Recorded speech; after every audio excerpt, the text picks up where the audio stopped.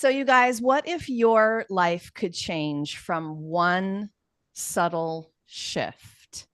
Welcome, everyone. I'm Laura DeFranco, the CEO of Brave Healer Productions, where we are helping the world experience what's possible. And I am really, really, really excited to have someone here who helps me with that mission on a daily basis. Welcome, Colleen. Hi, Laura. I'm happy to be here too. Good Oh my morning. gosh, you are just one of the crazy A-list alien badass visionaries in my world. You know that from me. I've said it to you before.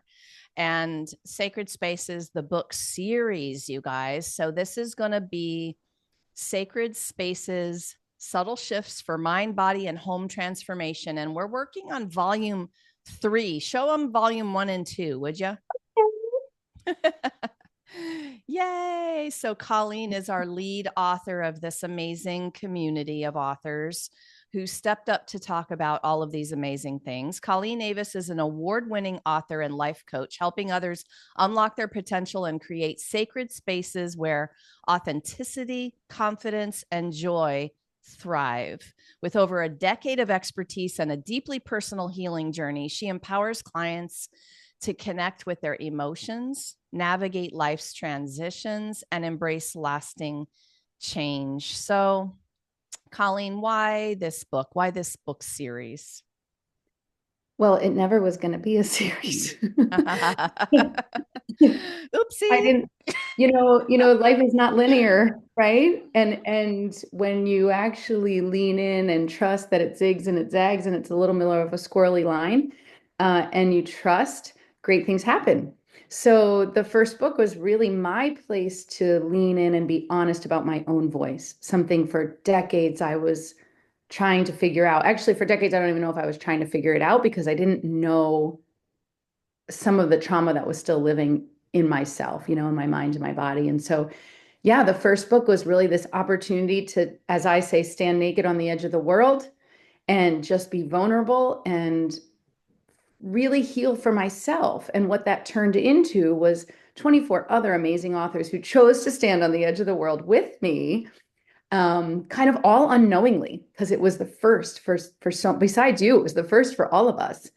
And we went, wow, that felt amazing. Telling my story was so healing. You had told us that, but we had to experience it ourselves. And then people read it and it became an international award winner. And people were calling me and saying, oh my gosh, reading your story, I felt connected and everyone's stories, the whole book. And I felt a voice of my own. And I was like, well, we have to do this again. And then in the beginning of the third book, I say, people keep asking me this. And I just frankly answer, there's 8 billion people in the world and everybody has a story to tell. And until the stories are told, and until everyone has found their own healing journey, or at least some empowerment, it doesn't have to be so serious, just a level of lightness, then we're just going to keep writing as long as you'll have us. So this is a mission really of empowerment, both for your co-authors and then everyone who reads the book, right? Like, what else do you want to say about that mission you personally have for what you're doing in the world and also what the books are doing? Yeah, I feel really blessed to have underneath all the layers of trauma I had created for myself, found a light that says, truly all boats rise. Like, really, there's enough in the world. Abundance is plentiful that everyone can be winning. I mean, truly, I feel that way, right? And so, as I befriend myself more and as I trust more in my own voice, even more, I feel passionate about not forcing anybody to want to share their story, or people are ready in different times and people are ready to share their stories in different ways, right? It might be a book, it might be the creativity of art. I was talking to a girlfriend the other day who makes beautiful clothing and little bags, and she's like, it's so vulnerable because I put my all my beautiful craft out there, right? But that's also a way. And so I cheer for her, and I really just find that this mission is pretty simple. We all deserve to feel our best. And if we could just kindly listen to each other instead of trying to one up, or maybe not take the time to listen and want to share our story too, just give people space, then the world's a better place. And so I'm just going to keep doing my vibe. I'm just going to, keep looking for places where I can be part of co-creating empowerment, because every time I do that, I learn something. I feel more empowered, and it's such a beautiful ebb and flow. Okay, let's take this further in terms of talking about collaboration, because you and I have Okay. had a lot of conversations about what it really takes to practice some of the mindset you started to describe just now. But Mm, walking the walk of that some days is harder than others. I'll give you one example, and then you can give me one of yours.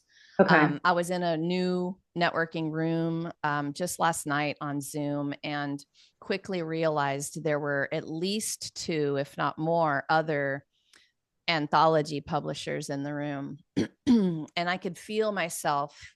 I could feel myself. And I'm like, walk your walk, Laura. And so, what I ended up doing was making some introductions for one of them to possible authors for a project that they were working on. And I'm like, I mean, if we cannot do this for each other, then what are we doing here? And I shifted purposefully into what you just said. It was like, wow, there's enough for everybody, and we should all do multiple projects. So why am I not marketing or networking with these people?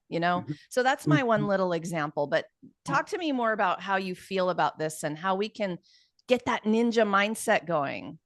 Yeah, it's so interesting you're asking. I was on the phone with my coach yesterday, and I was having a sticky point for myself. Also, all coaches have great coaches, by the way. Like um, and if you're working with a coach that doesn't have a coach, look around.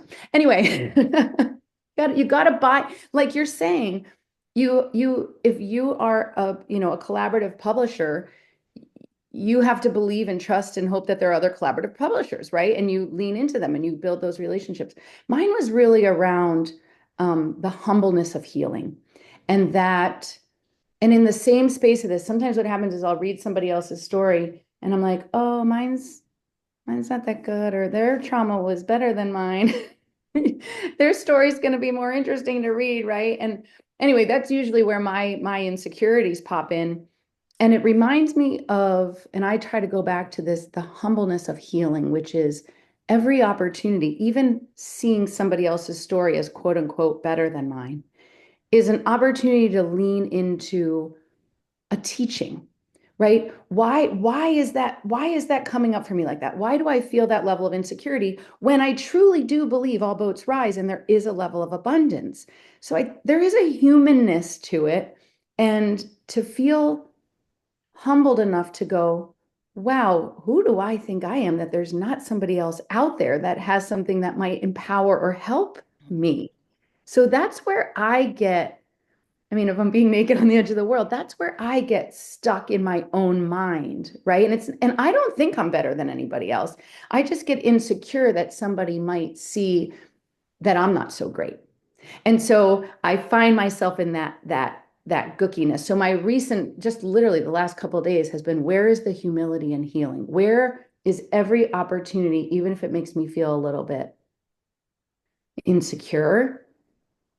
How can I look at that another way and find an opportunity, and someone that maybe even hurt me, giving them the compassion and thanking them for being an opportunity to grow and heal myself. So I think that exists in a lot of the collaboration spaces, whether it's in the books or it's in collaboration of your mahjong group, or if it's in collaboration of golf, or, a networking event, that we're constantly kind of in a space where we have to trust enough in ourselves and truly lead from the heart and feel like, okay, I have a beginner's mindset, right? I'm at the beginning and learning in all these places. That's kind of Definitely. what your example made me think of. Yeah, beginner's mindset, learner's mindset. When we trained and earned our black belts, it wasn't that we figured out what we knew, we figured out what we didn't know at that point. Like, you get to that point, and that was one of the tenets in Taekwondo, was a learner's or beginner's mindset. Always, always, always, even past the black belt. And I think it's the mark of a master. And this is why I love to play in the sandbox with you, because when we do this, when we can have this level of awareness in our conversations and realize everyone is doing a version of that in their environments, things shift, right? Your subtle shifts can Mm, be big potatoes stuff for mm, moving forward to meet your dreams and your goals. Anything else you want to say about that? That's so, what was a subtle shift for you? Like, can you think of one of the big moments? You know, what's coming to me right now is just this ability to use your voice, whether that's through a reaction, whether that's through just speaking something that feels authentic to you, but you're not saying it because the group is saying something else, or someone you think is smarter than you is saying something else, or someone in authority. And it, like you said, it doesn't have to be a big response, or something that feels huge. But I would argue that every little step, every little subtle shift is what is the result of why someone does feel a larger impact in some way. I think of like the first book. It took me 35 years to be honest about this story. It took me 35 years to write a forgiveness note to my father. I took many subtle shifts, some forward and some back, in the path to that. So yeah, if I'm being really honest, just in recent days and recent weeks, I'm just leaning more into giving people the respect that they deserve, that their voice is theirs and it's purposeful, and I don't need to understand it, and asking for the same compassion back. So I think the subtle shift for me right now, and it does feel subtle, is just being aware of the voice. Um, yeah, what does that mean to somebody that's listening? I don't know. Text me and let me know what just came up. If anybody listening, That feeling, awareness. feeling, feeling that, there's something there. Yep. And there might be different kinds of voices. So discernment of them. You have that higher self intuitional voice, and you have this other inner critic kind of voice. And I found a couple versions of that I had to Mm, discern from each other, but that journey just kept getting more and more exciting when I was able to hear that voice and understand what it was. This You is know what? so good. Thank you for just, kind of breaking out the voices, because sometimes the voice isn't in the head, right? Sometimes the voice is in the gut, in the heart. Sometimes it's in something that just we're feeling somewhere. And so, yeah, I think you're right. It was leaning. All the information we have in the mind is not what leads to transformation, right? It has to be a much more holistic piece of ourselves, spiritual, mental, physical. And so tuning into the voice, wherever it might be, requires, frankly, the subtle shift of getting quiet. Just shh, shh, which I'm always practicing because I don't think I was initially programmed to do that. But anyway. I call it getting body full instead of mindful. I love And that. I want to be here, in here, down deep in here, in my whole self, because that is where my voices come from. That's where Mm. the little inklings, the feelings, the sensations. And if I get to be, I use the word ninja a lot because of my taekwondo, but if I get to ninja level with this, I'm feeling things that could change my life, meaning I can make a decision differently in that moment by listening that will change my life. That's a Right. big deal. It's huge. And we brush by it, I think, so often because there's so much external pull or noise that's in the head or literally outside of us, that it's like, oh, that's all the things that we can wait. Oh, I don't feel so good. Oh, my gut's telling me something. Oh, no, no, no, no, no. We either rationalize it away, or we're not aware of it, or we're pushing it down. And that is that is truly one of the most sacred things that we have, is so many sensories and so many places that the body and the mind and the soul are trying to communicate with us. And I don't know, I'd love to know what percentage of it we use, but I know it's probably not much on average. So I lots of love room to explore. I love that we're talking about this because sometimes I forget that I actually wrote a chapter in your book. I In think in this, all I, the and books. my chapter, you guys, is called "You're One Feeling Away," and it's a journaling exercise that makes every decision easy. And I am going to teach you the body fullness. And I love being in this book. Colleen, these are topics that are life changing, world changing kind of topics. I thank you for stepping up and doing that thing that I asked you to do about, about being vulnerable in your story. But y'all are then stepping up in that second part of the chapter with your Mm. master life teachings. You guys, this book, it is a gift. of master teachings. You know, we've been around a minute and we are sharing generously the things that changed our lives with you, as Colleen did. And there's a huge thank you to all your co-authors for doing that too. Do you have a No. message for your co-authors today? Oh my goodness. So I just recently sent everyone a little note, all the co-authors from book three, with a little sticker, which we'll let you reveal on the 18th of February when the book launches. But I do just want to say thank you for being willing to trust the process, trust me, trust Laura. I mean, a lot of these authors come in and they're like, I don't know, she said we're going to write a story. Okay, let's see what happens. And there's just this willingness. And what I will say about the authors in this book is the way that they're supporting one another and embracing that abundancy mindset is truly next level. And as a result, what you get in the tools and the practices are really what they did, really what they've done to make transformation. And they're not claiming that it's something that, is going to work for everyone. They're saying, hey, I'm unique. You're unique. I want you to be unique. And so, hey, there's 25 in here. So if mine doesn't work for you, make sure you go look at my co-author over here in chapter 7. And you're going to feel that when you pick up the book and read the introduction and begin to go through it. And so a huge thank you to them for doing that and really stepping up and not just writing a chapter, but coming into co-creation beyond just collaboration. Yeah. So thank you. I Yeah. wish I could scream everybody's names out, but thank you. That's what makes these books magical. They aren't just books. And you also just beautifully described why I publish expert collaborations, because of that idea that not one tool works for every single person. And even one tool over and over again might start to not work for you. So it could be time for you to reach for something different. And these Mhm. books are not only that toolkit, but when Colleen talks about the purposeful energy, purpose, intention, passion that they have and put into this chapter, what you have in front of you is something way more powerful, empowering, magical. You'll feel it, like she said. You will feel it. We hope you feel it. We feel it. Do you feel it, Colleen? I I feel feel it. it. I'm trying to like sit on my hands and control myself. That's how much I feel it. I'm like, oh God, I'm bouncing around again, sugar. Well, that's where my background comes in, and I didn't want to publish any books.